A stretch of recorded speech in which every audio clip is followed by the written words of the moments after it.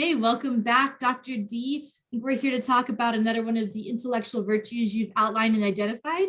So why don't we just jump right in? Yeah, and this journey that we're on, exploring intellectual virtues, is something where we've identified what we call 7 essential intellectual virtues, and of course, people will always criticize when you think you have 7 things or 6 things, or my response to that is, of course, anybody could split hairs and say there's 14 intellectual virtues.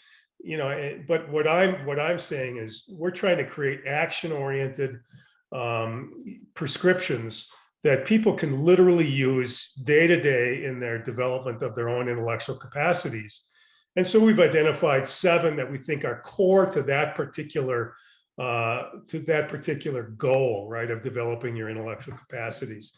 And we have identified the 7th intellectual virtue, which I think is something that is mostly ignored in our what we call our K-16 education system.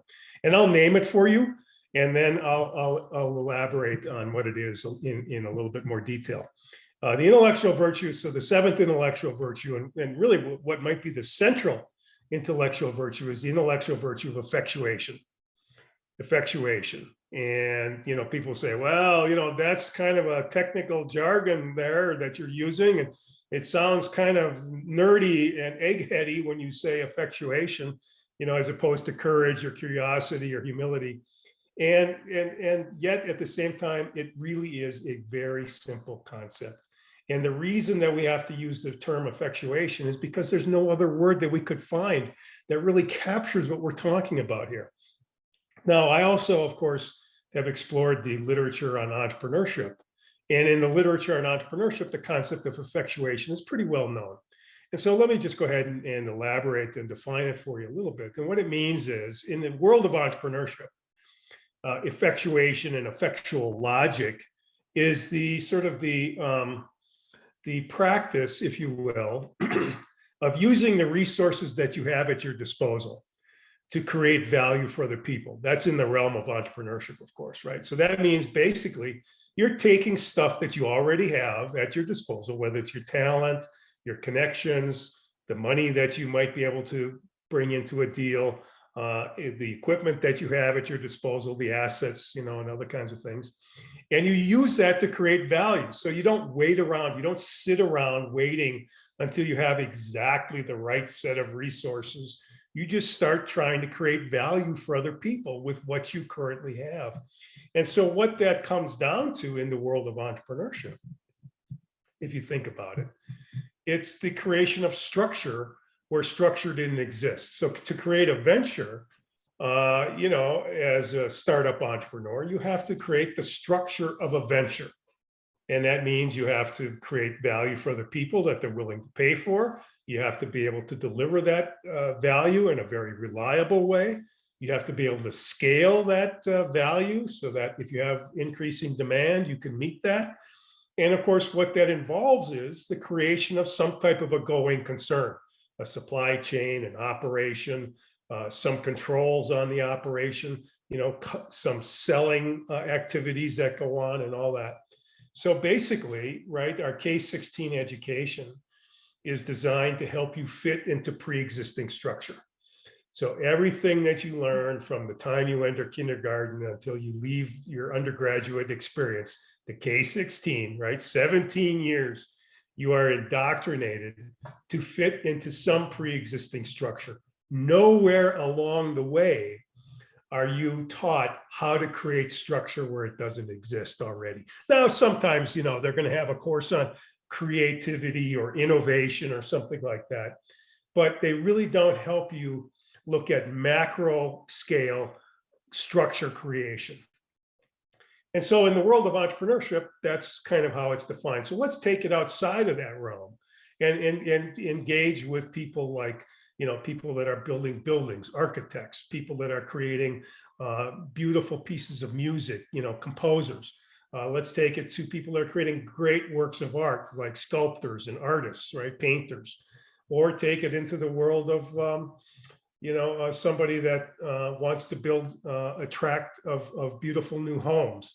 They have to envision from this blank canvas what it might become. And I always love, the quote from Michelangelo when they say, how did you do your beautiful sculptures? He said, well, sculptures, well, the sculpture was always there. All I did was remove the excess material, right? And so, and that's a modest way of basically articulating this concept of creating something beautiful from a blank canvas, from a blank piece of paper, whatever, a blank stretch of land. And of course, we honor those people who are able to do that and who have the courage to step out and do that. And yet at the same time, we just assume that somehow or other that some people are touched by God in a way that enables them to do that. And every one of the rest of us are just drones in the machine and have to find a way to plug in. And I don't believe that. I truly believe that there's an intellectual virtue that can be practiced, that can be learned, that can be, that you can develop this capacity over your lifetime.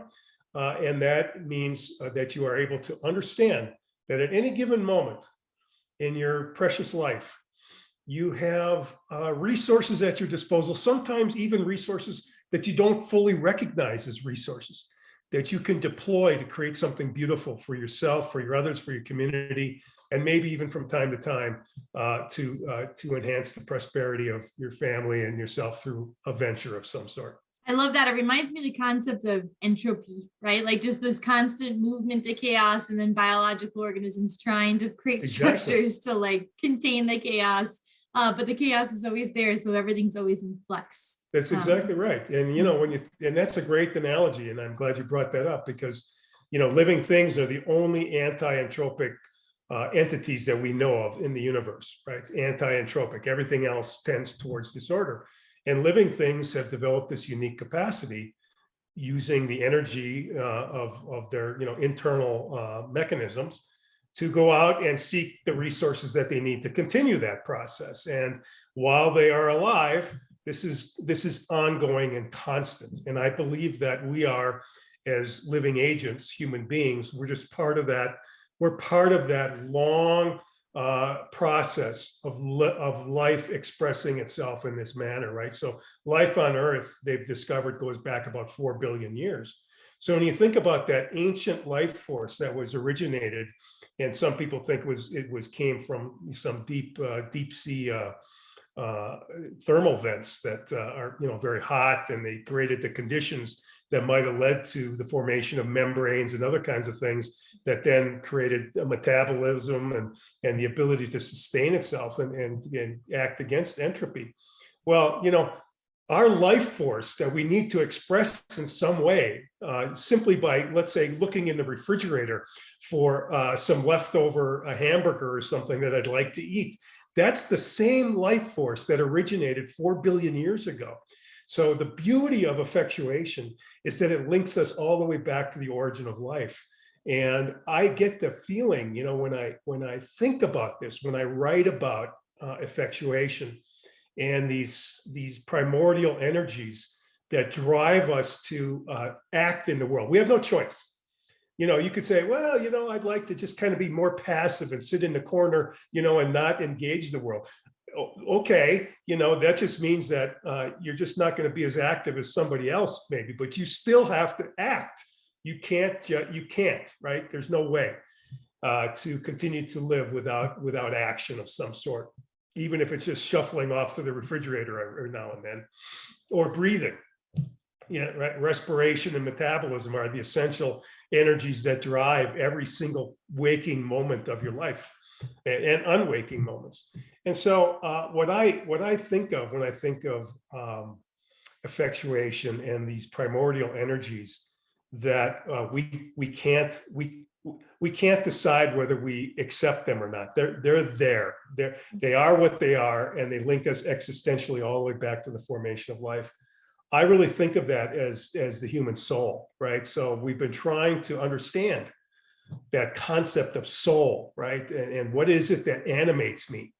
And we've had all kinds of different terms that we've invented for that over the course of human history. And of course, for scientists, the concept of soul is no longer something that they can accept because it's connected to divinity and religion, and of course scientists have to be objective, and there can't be a divine being, and that's fine. I get that. There's no problem with that.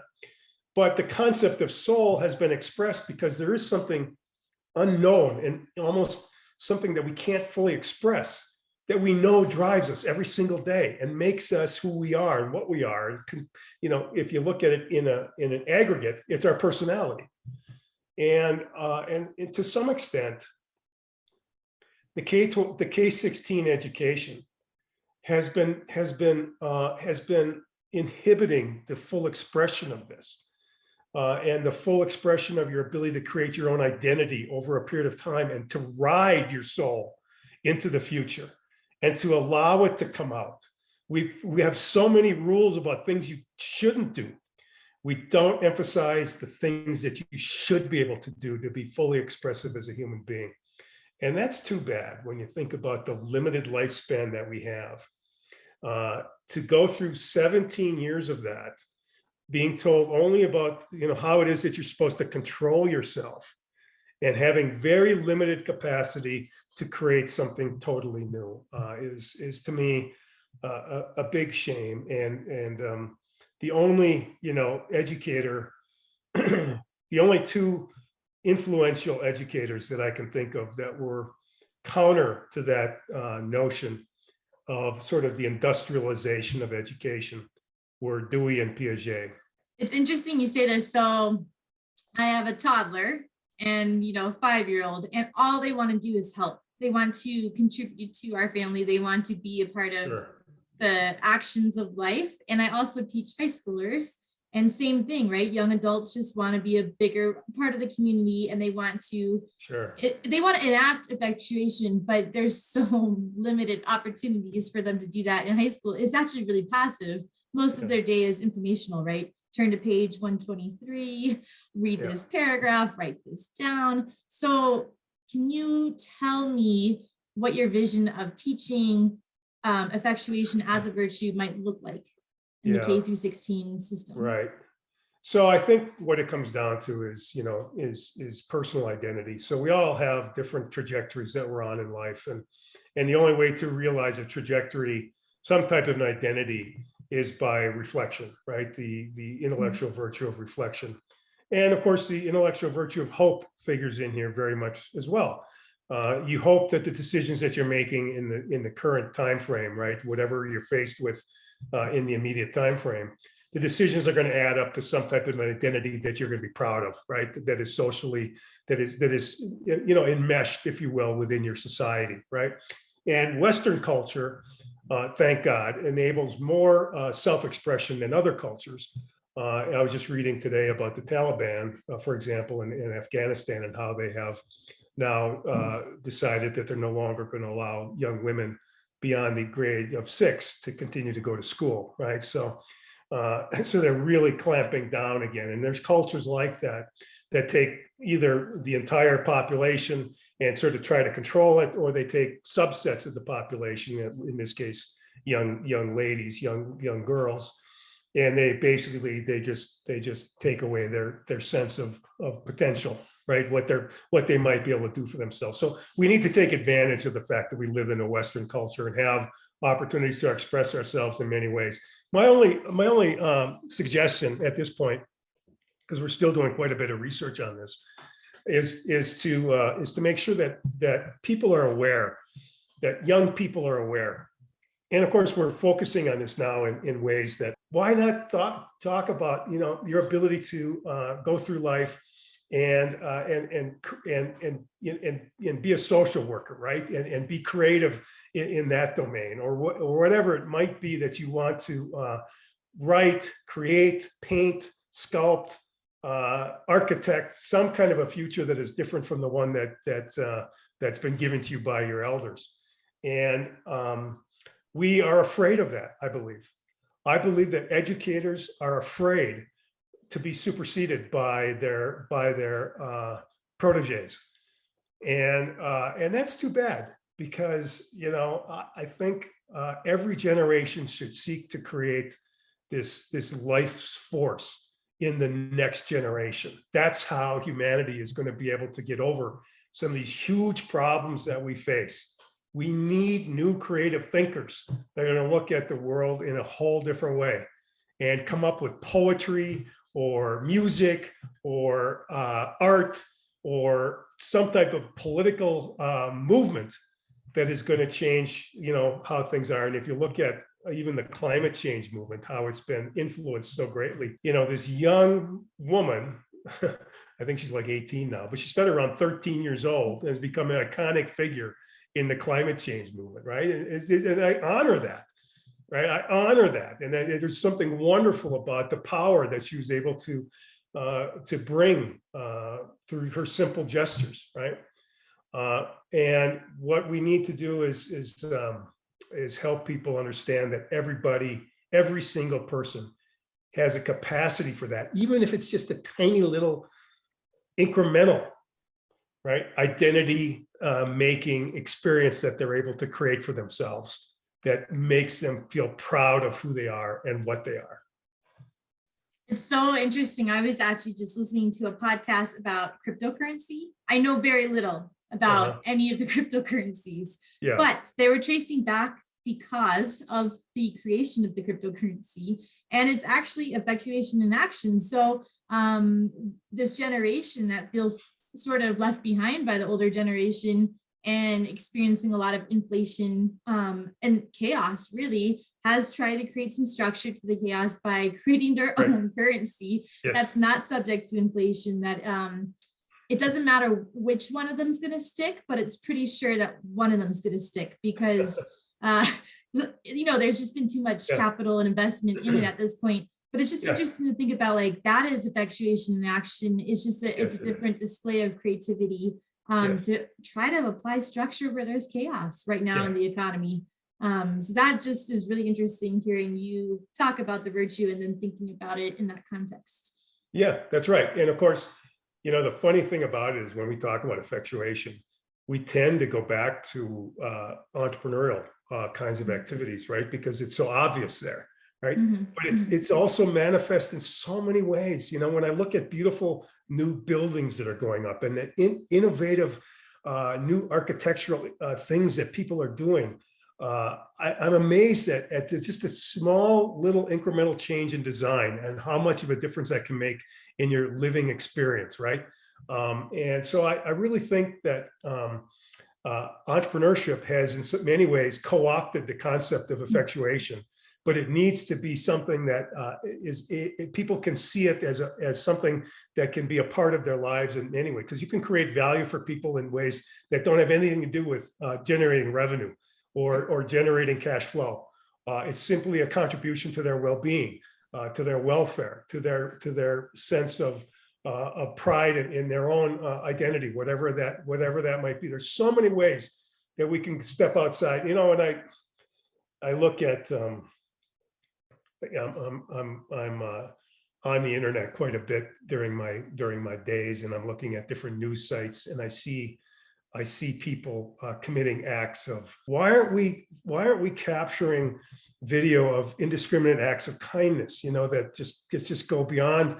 It's because we get so caught up in some of the baser instincts that are part of human nature, and we look at that and we try to create shame around that. We don't honor enough some of these simple acts that we can do for each other, and and I'll tell you what, I try to practice that in my own life. So if I see something that I think needs to be corrected, I'm going to try to go out of my way to do it. And I'll tell you, the tiniest little things, like picking up a wrapper off the floor at my university. I see somebody left a wrapper from a candy bar or something. I'll pick it up and throw it away, right? And you just think, I'm just in my little way that makes me feel better about being me, And I really like to see us honoring more of that, not by giving awards or little tokens or little, there's all kinds of these little tokens and stuff, but just encourage people to take on that responsibility to make the world better, and that makes you a better person. And believe me, you feel better. It's the weirdest damn thing. If you just focus on doing that, right? you will feel better about yourself. This gives me a lot of hope. Like you said, hope is a really critical element of effectuation. It reminds me of this quote when you're talking about entrepreneurship. Buckminster Fuller from the turn of the century, he was an innovator. Oh, yeah. He said, you never change things by fighting the existing reality. You change something, building a new model that makes the existing model obsolete. Right. So that, to me, education is one of the last holdouts, right? The last innovative holdouts. There hasn't been really a disruption, really a new model that makes the old one obsolete yet. But it seems like we're really primed for that to happen right now. People are really disgruntled and unsatisfied with the current status quo. So I'd love to see a pivot towards embracing and teaching these 7 intellectual values. And you're absolutely right. And so I think the way that it's going to happen, and I do believe that the intellectual virtues is a paradigm that may work. And of course, education is completely obsessed with assessment and measuring sort of the impact of pedagogy and curriculum and all the different supplemental materials and so on. And I do believe that we're going to be able to come up with ways to measure intellectual virtue and how people are sort of embracing it and utilizing it to build their own identity. But it's going to be more fluid than the traditional methods of assessment, right? So the traditional methods of assessment are extremely discrete, right? First grade, second grade, third grade, fourth grade. Intellectual virtue development happens over a lifetime. And, it's more quality of life than quality of ability to pass some kind of an exam, And I was just telling my students the other day about opening up a franchise. And of course, a franchise, if you think about it, is structure. So that's what a franchise is, right? If I open a McDonald's, they're going to tell me exactly how this counter should be set up, what kind of refrigerator I need to have in the back room, and all this kind of stuff. So it's a way to have sort of an entrepreneurial lifestyle without the need to create the structure of the lifestyle, right? It's handed to you. And I think that, and the reason I think that model is very interesting to a lot of people is we just haven't developed that capacity to look at that blank sheet and feel anything but complete, it's called writer's block. You ever hear that term, right? You look at that blank sheet of paper, and the way I get over it is I just start writing. So I have these 3 rules for writing a book, right? And one is when you write, don't edit. So just crank it out. Just get words on the paper. You can always edit later and take stuff out, and you always will. So it's a function, really. Effectuation is a function of just deciding that you're just going to go ahead and put some words on that paper, or you're going to start moving the earth in some way. And you're going to encounter issues, you're going to encounter problems, but you have to have the hope, right? That other intellectual virtue of hope that you're going to make it work and you will build a positive identity for yourself. That's what I want to see throughout education. And Buckminster Fuller was exactly right. He was the originator of the geodesic domes and all this stuff, a brilliant thinker from mid part of the 20th century. And I think it's really apropos that you cited him today as somebody that probably is one of the greatest intellectual effectuation examples that you could have come up with. Perfect. Well, I can't think of a better note to end on than that metaphor and that quote. Thank you so much for your time, Dr. D. Any parting words? The parting words are, if you have any doubt about what you're about to embark upon, do it. Be brave, go do it, recreate the world. We need you to do it. We need people that are going to change the world for the better. And, the more acts of kindness that we can encourage and bring into the world on a day-to-day basis, recognized or not, is going to make this a better place. And you will feel like you're a better person for having done so. Thank you so much. We'll see you next time. All right.